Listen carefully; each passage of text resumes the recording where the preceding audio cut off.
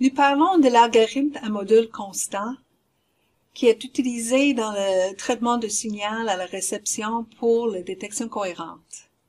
On commence avec la discussion « Pourquoi nous utilisons cet algorithme CMA ?» Nous utilisons CMA pour trois raisons critiques. Un, c'est pour le timing. L'autre, c'est pour contourner la distorsion. Et troisièmement, on peut l'utiliser pour séparer les signaux multiplexés en polarisation. Donc, c'est ce qui est couvert dans la section ici est la description de cet algorithme CMA pour une version d'une dimension. Donc, pour la transmission, le multiplexage en polarisation, j'ai déjà expliqué que les informations envoyées sur la polarisation X, ils vont être affectés pendant la propagation pour finir en arrivant d'être une portion sur la polarisation X, une polarisation Y. Donc, pour le séparer, nous allons utiliser l'algorithme CMA. Sauf que pour la description que je vais donner aujourd'hui, je vais plutôt expliquer la version d'une seule dimension. Donc, c'est une version de CMA qui marche très bien pour le timing et la distorsion, mais bien sûr ne peut pas être utilisée pour séparer les deux états de polarisation. Donc, j'ai choisi ça pour être plus simple, pour comprendre les concepts de CMA, le fonctionnement et aussi l'intuition sur ce qui ont fait dans cet algorithme. Dans les laboratoires que vous allez faire, il y aura une section qui est une expérience de détection de polarisation unique et il sera cette variété de CMA d'une dimension que vous allez exploiter. Si vous êtes intéressé à en savoir plus sur la variété de deux dimensions de CMA, il y aura la lecture disponible pour le faire. Et c'est bien sûr celui-là qui est utilisé pour séparer les deux polarisations. Et au laboratoire, vous allez aussi faire une expérience en deux polarisations. Et à ce moment-là, vous allez exploiter une version de CMA qui est de deux dimensions. Mais pour nous, pour maintenant, nous discutons la variété d'une dimension. Pour comprendre l'utilité de CMA, il faut comprendre un peu la théorie de détection pour les communications numériques. Donc, voici un exemple d'un récepteur optimal, un récepteur linéaire d'échantillonnage pour les signaux envoyés qui sont corrompus par le bruit additif gaussien. Donc, à la réception, qui c'est dans la boîte jaune ici, nous faisons en premier un filtrage. Le filtrage, c'est pour éliminer le bruit qui est hors bande. Et on fait après une détection, un échantillonnage une fois par symbole. Et à la sortie de cet échantillonnage, nous avons qu'est-ce qu'on appelle une statistique du test. C'est le chiffre que nous utilisons pour décider c'était quoi le meilleur choix pour estimer le symbole qui est envoyé. Donc, par exemple, nous allons comparer avec une seuil cette statistique du test et nous allons sortir une estimée de ce qui était le message envoyé. Donc, ça, c'est le récepteur optimal pour un bruit additif gaussien. Donc, j'ai dit ici que nous allons faire un échantillonnage une fois par symbole. Mais à quel moment pendant la période d'un symbole est-ce qu'on doit faire cet échantillonnage? Pour les récepteurs commerciaux qu'on achète, il y a un sous-système pour la récupération de l'horloge. En récupérant l'horloge, on peut aussi avoir des circuits qui assurent que le temps d'échantillonnage est bien fait au temps optimal pour l'échantillonnage. Quand on a un circuit de ce genre-là, l'échantillonnage un échantillon par symbole, un SPS, est suffisant pour faire une détection. On n'a pas besoin de plus de ça pour la réception. Donc, qu'est-ce que nous allons rencontrer au laboratoire n'est pas un récepteur commercial. Vous allez faire le traitement signal vous-même pour faire l'analyse de comportement de signal modulé en QAM. Donc, au laboratoire, nous n'avons pas une récupération d'horloge. Nous utilisons plutôt des équipements de test pour chercher notre signal. Donc, nous utilisons un oscilloscope en temps réel pour capter le signal et qui numérise le signal qui nous allons après faire le traitement signal. Donc, cet oscilloscope peut faire le suréchantillonnage et nous allons exploiter cet suréchantillonnage pour surmonter le manque d'horloge pour la réception.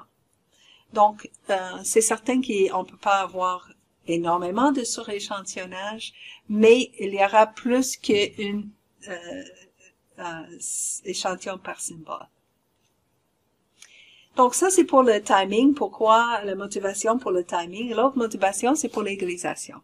Donc, quelle est l'égalisation? L'égalisation est une filtre linéaire qui est utilisée pour, en disant, égaliser le canal. Ça veut dire pour atténuer ou diminuer les distorsions qui arrivent pendant la transmission, pendant la propagation. D'habitude, nous avons une séquence d'apprentissage qui est envoyée, donc une séquence des bits qui est précise, qui est connue au récepteur autant qu'au transmetteur. Cette séquence est transmise avec le signal avant les données qui sont aléatoires ou les données qui sont importantes à transmettre. Et le fait qu'il est connu au transmetteur est exploité, au récepteur est exploité pour faire l'égalisation. Par exemple, le récepteur peut estimer le canal, estimer la réponse fréquentielle du canal pour voir la distorsion qui était introduite, ou il peut prendre le filtre linéaire et toucher directement le poids de cette filtre-là pour l'adapter, pour avoir une solution qui va éliminer le plus possible les distorsions. Bien sûr, il y a un inconvénient avec cette approche d'utiliser une séquence d'apprentissage parce que ça devient une partie de la transmission qui n'est pas utile pour la réception. Donc, ça va réduire le débit binaire net à la réception parce que quelques bits n'auraient pas été exploités pour la vraie transmission, mais étaient plutôt pour aider avec l'égalisation. Il y a aussi d'autres méthodes de faire l'égalisation. Il y a des méthodes aveugles. Les méthodes aveugles, au lieu d'exploiter une séquence transmise qui est connue, une séquence d'apprentissage, il va plutôt utiliser les caractéristiques connues du signal. Donc, c'est les caractéristiques du signal plutôt qu'une séquence spécifique qui est envoyée. C'est des approches adaptatives et on utilise souvent le dessin stochastique pour trouver les coefficients de notre filtre linéaire qui est fait à la méthode aveugle. Bien sûr, pour cette solution, on fait pas un calcul direct des coefficients de filtres comme on peut faire avec une séquence d'apprentissage. Donc, il faut qu'il y ait un certain temps de convergence. Donc, il est plus bruyant aussi d'exploiter les méthodes aveugles qu'avec les séquences d'apprentissage. Mais il y a quand même des avantages aussi d'aller avec la méthode aveugle. Donc, l'algorithme d'un module constant, l'algorithme, le CMA, on utilise au laboratoire pour la récupération du timing. Cet algorithme va tenir compte qu'il y a un suréchantillonnage et il va faire entrer dans l'algorithme. L'entrée va être suréchantillonnée, mais la sortie du module de CMA va toujours être un seul symbole par échantillon. Un seul échantillon par symbole. Donc, c'est l'équivalent, donc, de faire entrer plusieurs, mais sortir une seule. Donc, c'est d'avoir c'est l'équivalent d'avoir sorti un échantillon par symbole au bon moment d'échantillonnage. Donc, c'est bon pour nous, au laboratoire, pour faire la récupération du timing. L'adaptation aveugle sans une séquence d'apprentissage d'entraînement n'est pas requise, donc on utilise cet aspect-là parce que souvent en faisant des expériences au laboratoire, on peut quand même recréer des situations qui sont réelles, qui est exploitées aussi à la réception dans les récepteurs commerciaux.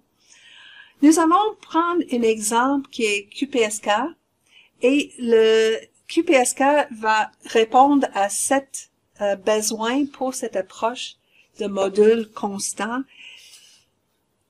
Pour que cet algorithme marche, il fait l'hypothèse, il exploite la caractéristique de la modulation qui est, peu importe le symbole qui est envoyé, peu importe quel symbole, que le module est toujours la même valeur.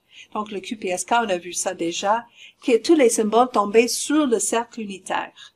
Donc, étant donné qu'il est toujours sur le même cercle, ça veut dire que l'intensité est toujours la même, peu importe le phase, et ça était le besoin, l'exigence pour l'algorithme.